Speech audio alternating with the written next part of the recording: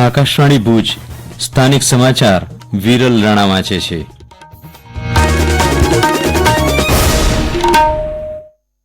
નમસ્કાર.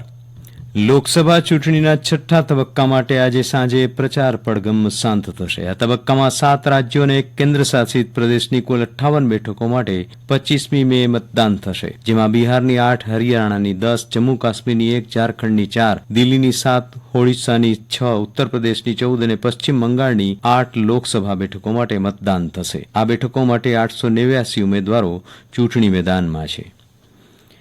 ગુડખર અભયારણ્યમાં ગઈકાલે 2 દિવસીય ગુડખર વસ્તી ગણતરી સંપન્ન થઈ હતી. અંગ દઝાડતી ગરમીમાં ભુજના કાળા ડુંગરથી લઈને અમદાવાદ નજીક નળ સરોવર અને બનાસકાંઠાથી મોરબીના છેવાડા સુધી રાજ્યના સુરેન્દ્રનગર, કચ્છ, મોરબી, બનાસકાંઠા અને પાટણ સહિત 5 જિલ્લાના વિસ્તારને આવરી લઈ કુલ 15,500 વર્ગ કિલોમીટરમાં ગણતરી યોજાઈ હતી. ગુડખરની ગણતરી માટે 362 ટીમ સાથે 18 નાયબ વન સંરક્ષકોએ ઝોન પ્રમાણે ગણતરી સંપન્ન કરી હતી.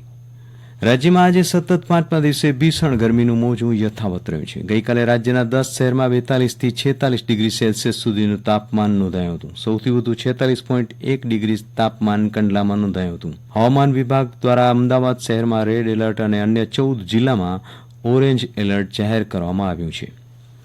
કચ્છ જિલ્લાના તમામ મથકો પર મહત્તમ તાપમાનનો પારો સતત ઊંચકાઈ રહ્યો છે, ત્યારે અઘન વર્ષાની જન આરોગ્ય પર સીધી અસર જોવા મળી રહી છે.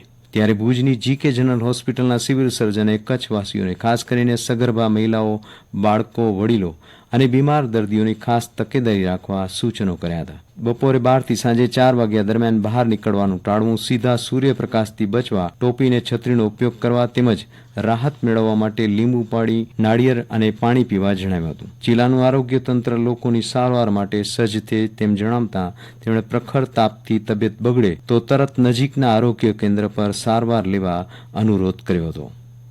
ભુજના મહારાવશ્રી વિજયરાયજી સાર્વજનિક પુસ્તકાલય ખાતે ગુજરાતના જાણીતા કચ્છી સર્જક વિનય સંતાણી દ્વારા સર્જક સાથે સંવાદ કાર્યક્રમ આગામી 25મી મે શનિવારે સાંજે 5:30 વાગ્યે સંસ્થાના પુસ્તકાલયના સભાખંડમાં યોજાશે, જેનો લાભ લેવા શહેરીજનોને સંસ્થાની એક યાદીમાં જણાવાયું છે. ભુજ શહેર મધ્યે આવેલ ભુજ અર્બન હાટના વ્યવસ્થાપનને સુદૃઢ બનાવવા તથા કચ્છની વૈવિધ્યપૂર્ણ હસ્તકળામાં ભુજ હાટનો મહત્તમ ઉપયોગ થાય તે હેતુથી વિવિધ કામોની સમીક્ષા બાબતે સંબંધિત અધિકારીઓ તથા એનજીઓ પ્રતિનિધિઓ સાથે કલેક્ટરે બેઠક યોજી જરૂરી માર્ગદર્શન અને સૂચનો કર્યા હતા. આગામી ચોમાસાની ઋતુને ધ્યાનમાં લઈને રાપર તાલુકા મામલતદાર કચેરી ખાતે એરિયા ડેવલપમેન્ટ ઓથોરિટીના સભાખંડમાં ભચાઉ પ્રાંત અધિકારીના અધ્યક્ષસ્થાને પ્રી મોન્સૂન કામગીરીની સમીક્ષા અંગે બેઠક મળી હતી. આ બેઠકમાં કચેરીને લાગુ પડતી બાબતોની એક્શન પ્લાનની વિગતો તથા કચેરી ખાતેની સરકારી વાહનોની માહિતી સહિતની ચર્ચા કરવામાં આવી હતી. ભુજ તથા અંજાર મધ્યે આવેલ સ્મૃતિવન મેમોરિયલ અને વીર બાળક સ્મારકની સંબંધિત અધિકારીઓ અને એજન્સીના પ્રતિનિધિઓ સાથે કચ્છ કલેક્ટર અમિત અરોરાએ સમીક્ષા બેઠક યોજી જરૂરી સૂચના આપી હતી.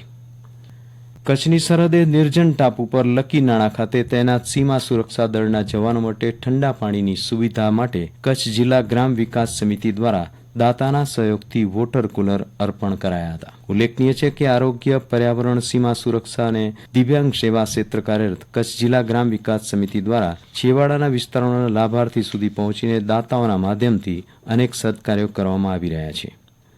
રાજ્યભરમાં આજે બુદ્ધ પૂર્ણિમાની ધાર્મિક આસ્થા અને હર્ષોલ્લાસ સાથે ઉજવણી કરવામાં આવી રહી છે. દરમિયાન સુપ્રસિદ્ધ યાત્રાધામ સાળંગપુર ધામમાં કષ્ટભંજન દેવ હનુમાનજી મંદિર ખાતે પૂનમ નિમિત્તે સવારે 5:30 વાગે મંગળા અને સાંજે 7 વાગે શણગાર આરતી કરવામાં આવી હતી. આ પ્રસંગે દાદાને દિવ્ય ભાગનો શણગાર તેમજ દાદાના સિંહાસનને રંગબેરંગી ફૂલોનો દિવ્ય શણગાર કરવામાં આવ્યો હતો. અને આ સાથે સ્થાનિક સમાચાર પૂરા થયા. નમસ્કાર.